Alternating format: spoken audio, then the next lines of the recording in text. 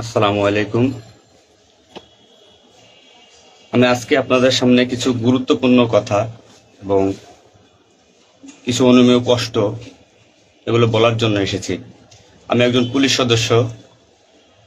আমি সমগ্র জাতির কাছে একটা অনুরোধ নিয়ে আসছি এবং আমার যারা পুলিশ ভাই বন্ধু ব্যাটসম্যান যারা আছেন, আমি সকলের উদ্দেশ্যে কিছু কথা বলার জন্য আসছি। সমগ্র দেশের মানুষের সামনে কিছু কথা বলার জন্য আসছি। যারা আজকে এই নতুন স্বাধীনতা যারা অর্জন করেছে, যে সমস্ত ছাত্ররা মারা গেছে, সাধারণ মানুষ মারা গেছে, সর্বস্তরের জনগণ যারা মারা গেছে, আমি তাদের প্রতি সমবেদনা এবং দুঃখ প্রকাশ করছি। এবং আমার যারা পুলিশে যারা মারা গেছেন যে সমস্ত ভাইয়েরা, তাদের প্রতি আমার সমবেদনা, তাদের পরিবারের জন্য আমার সমবেদনা।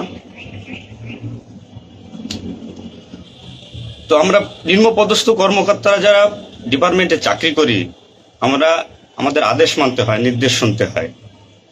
আজ দেখেন যে সাধারণ শিক্ষার্থীরা মারা গেছে, পুলিশ যারা মারা গেছে তারা সব নিম্নপদস্থ কর্মকর্তারা, যারা আদেশ দিচ্ছেন নির্দেশ দিচ্ছেন, তারা কিন্তু কেউ মারা যায় নাই, বা অন্য কোনো বাহিনীর কোনো সদস্য মারা যায় নাই। তো এখানে একটা প্রশ্ন থেকে যাবে, পুলিশ কেন, পুলিশ কেন হয়? Police is so called. Police আজকে দেশের জাতীয় ভিলেন। এই পুলিশ সর্বপ্রথম ৭১-এর মুক্তিযুদ্ধের সময় রাজাকার বাহিনীর বিরুদ্ধে প্রথম কাউন্টার অ্যাটাক রাজারবাগ থেকে দিছিল। আর সে গৌরবময় ইতিহাস উজ্জ্বল পুলিশের আর জাতীয় ভিলেনে পরিণত করেছে কিছু স্বার্থান্বেষী মহল। আমাদের পুলিশের কিছু স্বার্থবাদী পুলিশ কর্মকর্তারা, যারা বড় বড় চেয়ারে বসে, বড় বড় জায়গায় বসে আমাদেরকে ব্যবহার করে তাদের স্বার্থ উদ্ধার করছে। আজ এতগুলো মানুষ মারা গেছে। আমি একজন পুলিশ, এর বাইরে আমি একজন ছাত্র ছিলাম। পড়ালেখা শেষ করে আমি চাকরিতে ঢুকছি। এটা আমার অপরাধ না। আমার ডিপার্টমেন্টকে কলুষিত করছে, এটা অপরাধ। আমি একজন সন্তানের বাবা। আমার 2 বছর বয়সে একজন সন্তান আছে। তো আমি একজন বাবা হিসেবে এগুলো আমি মেনে নিতে পারি নাই। আমার ভাইয়েরা মারা গেছে, তা ছোট ছোট ছেলেমেয়েরা বলতেছে আমার বাবা কই, আমার বাবা কই। এগুলো মেনে নেওয়া যায় না, এগুলো কোনো মতেই মেনে নেওয়া যায় না। যারা সাধারণ মানুষ মারা গেছে তাদের পরিবারের কি অবস্থা? আজ আমার পুলিশে যেখানে পাচ্ছেন সেখানে নির্মমভাবে মৃত্যুবরণ করতেছে, পিটিয়ে পিটিয়ে মারতেছে। এর কারণ কি? আজ আমাদের কিছু স্বার্থান্বেষী কিন্তু বড় মহলের অফিসারদের কারণে। তারা বিভিন্ন লোকের তোষামোদি করে বিভিন্ন পর্যায়ে আমাদের ঘাড়ে বন্দুক রেখে তারা মনে করেন দিনের পর দিন আমাদের নির্যাতন করে মানুষের বিরুদ্ধে লেলাই দিছে। হাজার হাজার কোটি টাকার মালিক হয়ে তারা এখন গা টাকা দিছে। এই মৃত্যুর ভার, এই পুলিশ মৃত্যুর ভার কে নেবে? পুলিশের মৃত্যুর বিচার হবে না এই বাংলাদেশে, আমি জানি। কিন্তু যারা এই নির্দেশদাতা, যারা এই নির্দেশ দিয়েছেন, তাদের প্রত্যেকের বিচার হবে।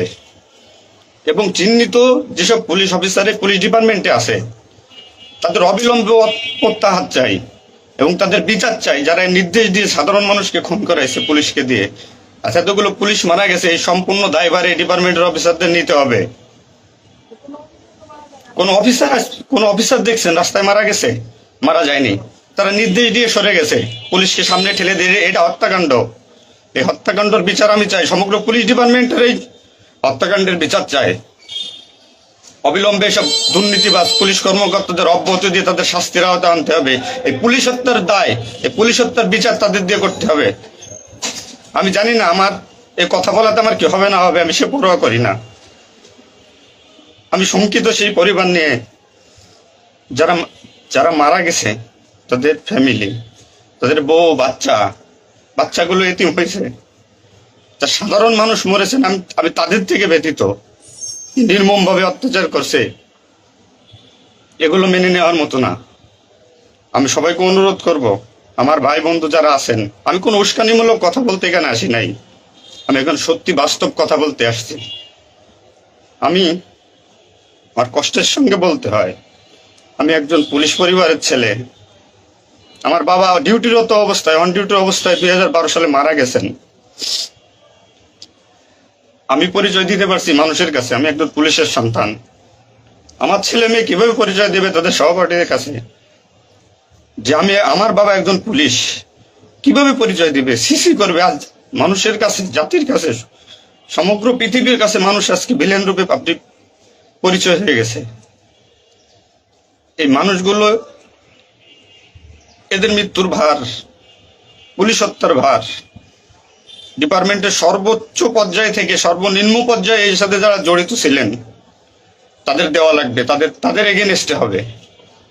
প্রত্যেকটা পুলিশ সদস্য আজ বাইরে বেরোতে ভয় পাচ্ছে, মৃত্যুর ভয়।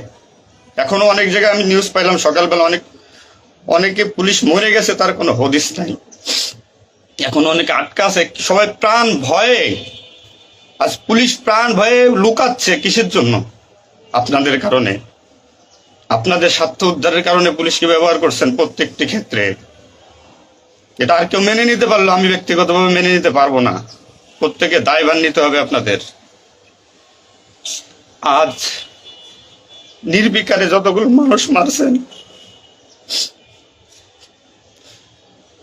আজ এই মৃত্যুর সামিল আমি থাকতে পারতাম। চিহ্নিত করে করে বিচার হবে আপনাদের। পুলিশ কর্মকর্তারা যারা আছেন এর সাথে জড়িত সবার বিচার হবে, বিচার করতে হবে। কেউ না করুক, আমি করব।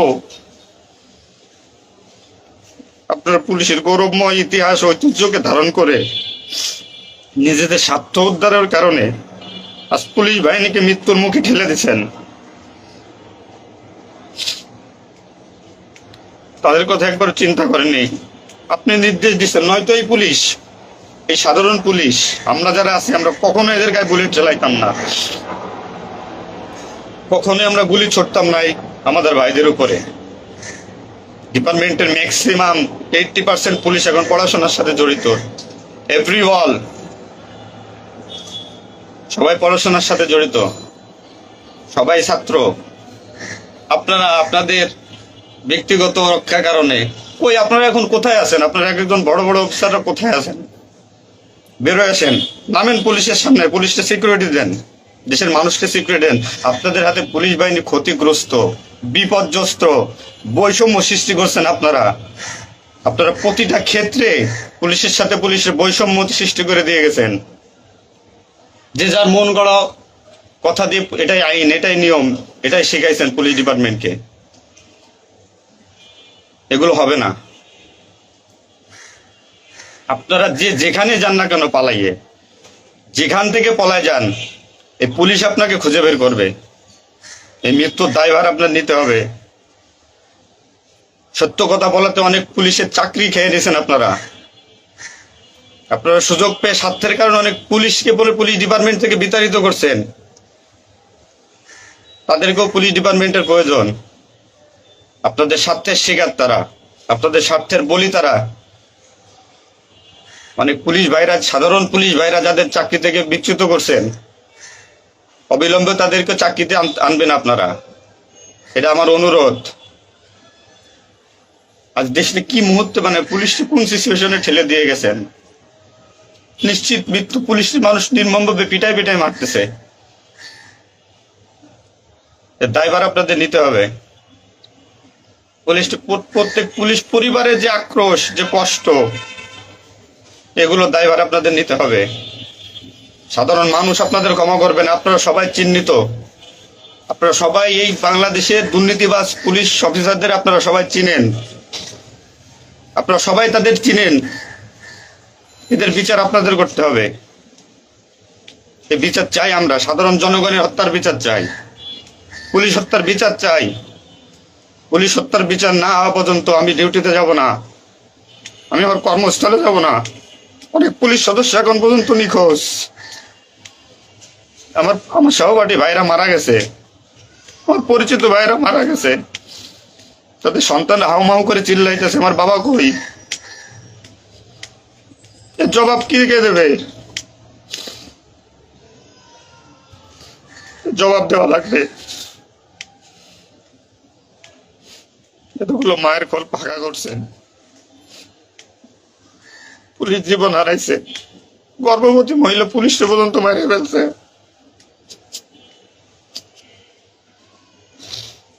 নির্মম ভাবে মারছেন। এই দোষ আপনাদের।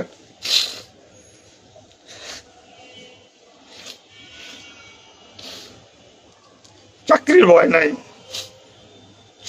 চাকরি যায় যাক, ভিক্ষা করে খাবো, নির্যাতন আর মানবো না। কি করছেন পুলিশ ডিপার্টমেন্টের জন্য আপনারা? কত পুলিশ মারা গেছে তার তো ঠিক নাই। বিচার হবে, বিচার আমি করবো, কেমন করবো? পুলিশ ডিপার্টমেন্টে প্রত্যেকটা সেক্টরে দুর্নীতি। আমি পুলিশ হয়ে আমার কোনো কাজের জন্য আমাকে অর্থ দিতে হয়, টাকা দিতে হয়। এতে নির্লজ্জতার কি কি কি করবো আমি? সাধারণ মানুষ দূরের কথা, আমরা কোনো পুলিশের কাছে সহযোগিতার জন্য গেলে তারা আমাদেরকে মূল্যায়ন করে না, কোনো কাজে হেল্প করে না, কোনো কিছুতে সুবিধা দিতে চায় না। আজ ডিপার্টমেন্টে বৈষম্য সৃষ্টি করে থেকে গেছেন আপনারা।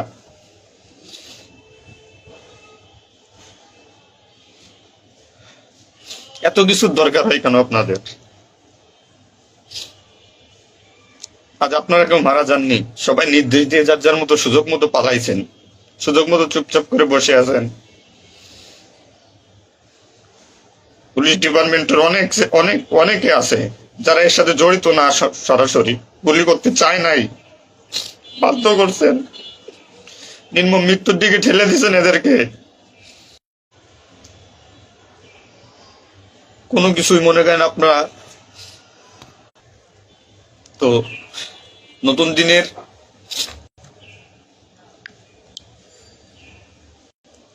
নতুন দিনের সূচনা হয়েছে বাংলাদেশে, স্বাগত জানাই। আমি কোন রাজনৈতিক দলের পরিপক্ষ না, আমি আজ পুলিশ। যে সরকারি আসবেন আমি সেই সরকারি গোলামি করতে হবে আমার। দেশের মানুষের জন্যই পুলিশ, আইন শৃঙ্খলার জন্যই পুলিশ, সাধারণ মানুষের জন্যই পুলিশ। তুমি পুলিশ আজকে কেন আতঙ্কের নাম হবে? পুলিশ মানুষ থেকে আজ কেন দূরে থাকবে? দিন শেষে পুলিশ মানুষ, পুলিশ কারো স্বামী, কারো বাবা, এটা চিন্তা করবেন। ডিপার্টমেন্টের যে সমস্ত অসাধু কর্মকর্তারা আছেন প্রত্যেকটা সেক্টরে শিক্ষা নেন। বিশেষ করে যারা আসছেন ঊর্ধ্বতন কর্মকর্তারা শিক্ষা নেন। আজ আপনাদের স্বার্থের কারণে, আপনাদের কারণে আজ ডিপার্টমেন্টের এই অবস্থা। তছনছ হয়ে গেছে পুলিশ ডিপার্টমেন্ট। কথা বলার মতো কোনো ওয়ে নাই, কথা বলতে পারতেছি না। আমি তো বেঁচে আছি, তারা মারা গেছে কি নির্মম ভাবে মারা গেছে, মেরে ফেলছেন আপনারা। তো আমি শুধু পুলিশ বাহিনীরা যারা আক্রান্ত করছেন আপনাদের বিচার করব, আপনাদের বিচার হবে। সবকিছু দায়ভার আপনাদের। ঘুমাইতে পারি না এই কয়দিনে, ভয়তে, চিন্তায়। মারা যাওয়া পুলিশের ছেলেমেয়েরাও চিৎকার করে বলছে আমার বাবা কই। তো সহ্য করার মতো না, মানুষ হিসেবে সহ্য করার মতো না। তো পরিশেষে একটা কথা বলবো, আমার যারা ডিপার্টমেন্টে আছেন, চাকরি করতেছেন করেন, সমস্যা নাই, চাকরি ছাড়ারও দরকার নাই। শুধু বিবেকের কাছে একটু প্রশ্ন করেন যে এরা আমাদের কিভাবে আমাদের ব্যবহার করছে ডিপার্টমেন্টে। যে সরকারি আসুক, আপনাদের কাছে অনুরোধ, যে আসুক ভাই, দেশে সরকার নাই আসুক, পুলিশ থাকুক আর না থাকুক, তাতে কিচ্ছু আসা যায় না। তো আমার একটা দাবি, একজন পুলিশ হিসেবে, একজন পুলিশের সন্তান হিসেবে, ডিপার্টমেন্টের ঐতিহ্য যারা নষ্ট করছেন, এই পুলিশের সুনাম যারা নষ্ট করছেন, এদের বিচার চাই আমি, 100% বিচার চাই। পুলিশকে যারা মুখোমুখি করে যে সন্ত্রাসী বানাইছেন, নির্বিকারে পুলিশ মারাইছেন, এই নির্দেশদাতাদের বিচার চাই আমি।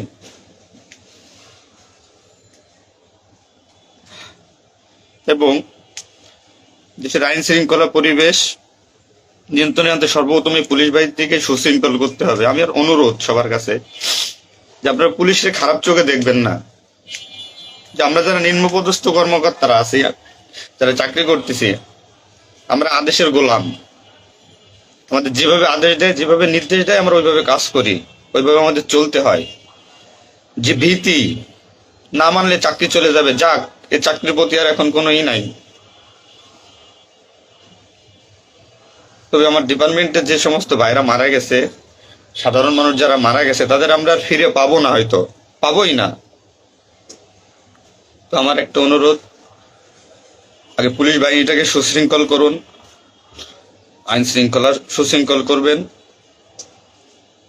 এবং আপনারা যারা সাধারণ মনে করতেছেন পুলিশ ঘৃণিত, পুলিশ অপরাধী, হ্যাঁ পুলিশ অপরাধী, পুলিশ অপরাধ করছে তার চাকরি বাঁচানোর জন্য, এবং তার মাসুল পুলিশকে দিতে হয়েছে জীবনের বিনিময়ে।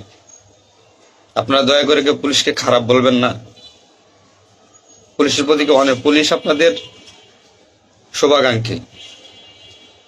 এবং বাংলাদেশটার যে বর্তমান পরিস্থিতির উপরে আমি একটা কথাই বলবো, সর্বস্তরের মানুষকে, দেশটাকে আবার সুন্দরভাবে গড়তে হবে, এটাই সবচেয়ে বড় কথা।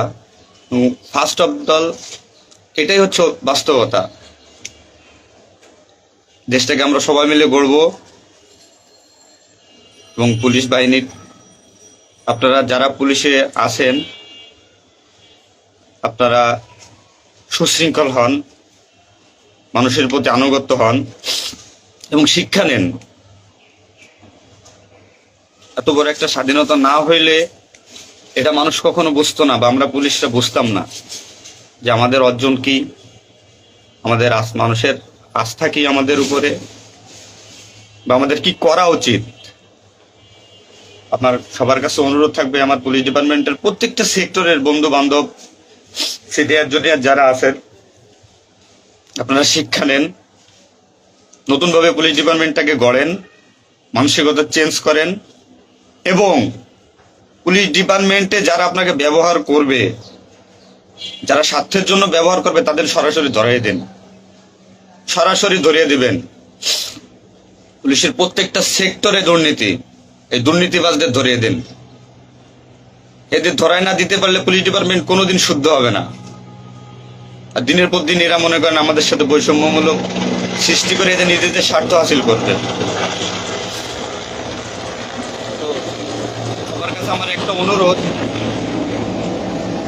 আপনারা সবাই ভালো থাকবেন আর আমাদের পুলিশের জন্য দোয়া করবেন, যাতে আমরা একটা সুশৃঙ্খল বাহিনী হিসেবে রিইউনিয়ন, পুনরায় পুলিশ ডিপার্টমেন্টটাকে আবার গড়বো, এই শিক্ষা থেকে শিক্ষা নিয়ে, যে পুলিশ কখনো মানুষের দুশ্মন নয়, পুলিশ মানুষের শত্রু নয়, পুলিশ মানুষের বন্ধু, জনগণের বন্ধু। এটা আমরা প্রমাণ করব।